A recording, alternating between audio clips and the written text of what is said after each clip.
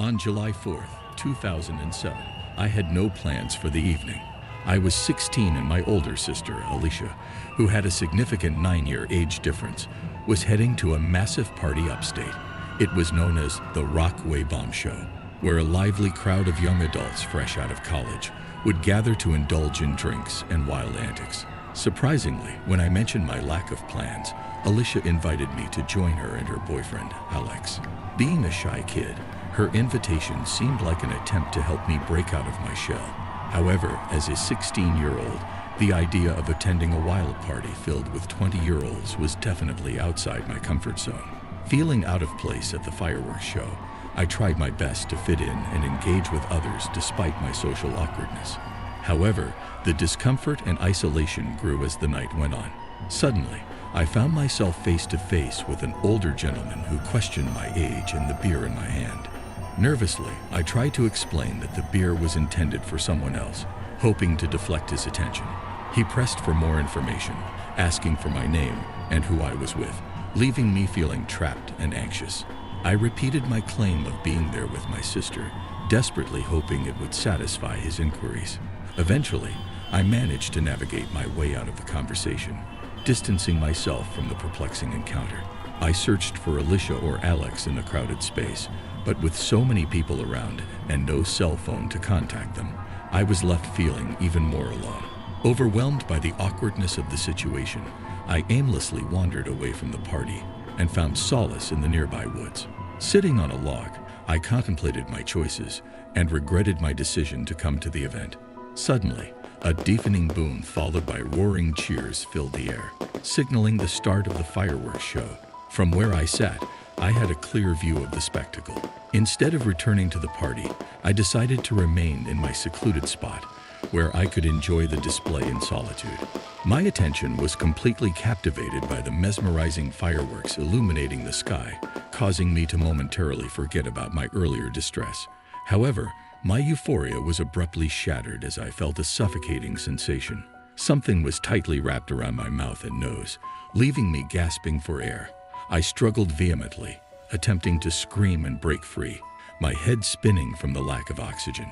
In a desperate struggle, I fought back against my assailant, using a stick and a stone as makeshift weapons. With a lucky strike to their face, I managed to break free and quickly fled the scene. Though I spared only a quick glance at my assailant, I noticed that they were dressed similarly to the man I had encountered earlier. Racing back to the party, where the fireworks continued to light up the sky, I approached the apparent host of the event and inquired about the unknown person.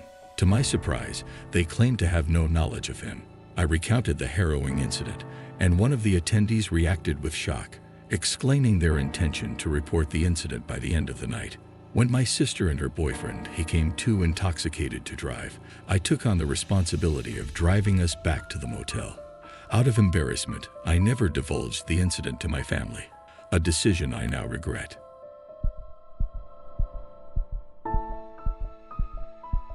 In the peaceful suburb of Sabrina Brew, 15-year-old Ivan was about to experience the most terrifying night of my life. It was July 4th, 2015, a night that shattered the usual tranquility of our neighborhood. With my dad working late and my mom attending a friend's party, I was left alone to go about my usual Friday night routine of playing computer games and chatting with friends. Little did I know, this night would be far from ordinary.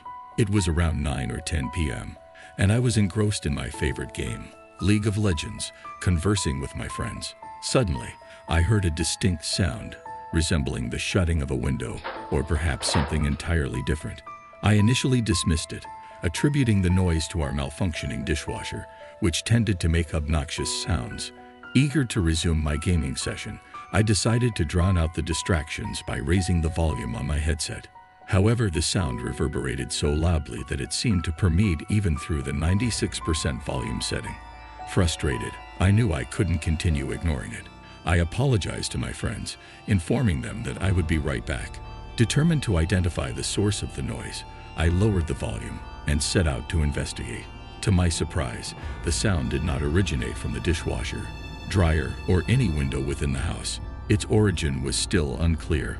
As I'd followed the noise, it led me downstairs to the basement, where its echoes grew stronger and more unsettling. Intrigued yet apprehensive, I cautiously approached the forbidden basement door.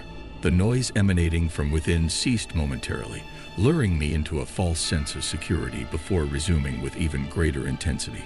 As I stood alone in the house, fear and helplessness gripped me, and I realized that I had no means to defend myself. The escalating sound filled me with dread, and I wondered if it would render me unconscious or subject me to imminent danger. The basement, always shrouded in mystery and off-limits, now held a sinister secret that threatened my very existence. In a state of panic, I retreated to my room, locked the door, and called my mom for help. As I dialed the police, the eerie sound of a door creaking echoed from the basement, confirming my worst fears. The intruder was inside the house. With the distant sounds of fireworks as my backdrop, I strained to hear the intruder's movements as they ransacked our home. Desperate for assistance, I reached out to my friends in a chat, typing a frantic message.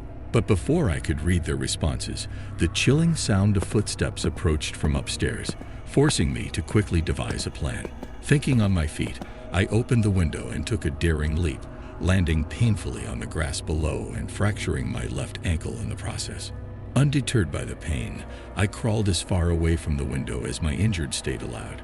At that moment, I turned my gaze back to the window, and there it was, the most unsettling face I had ever beheld.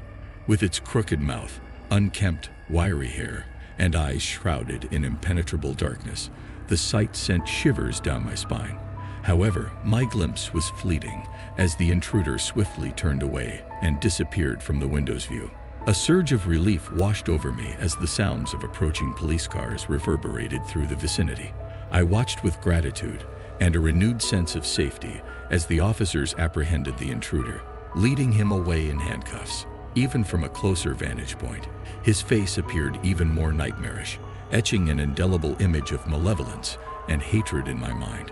As the police car drove off, carrying the perpetrator to his fate, I couldn't help but feel a lingering sense of unease and regret, knowing that this harrowing encounter would forever remain a part of my life's story.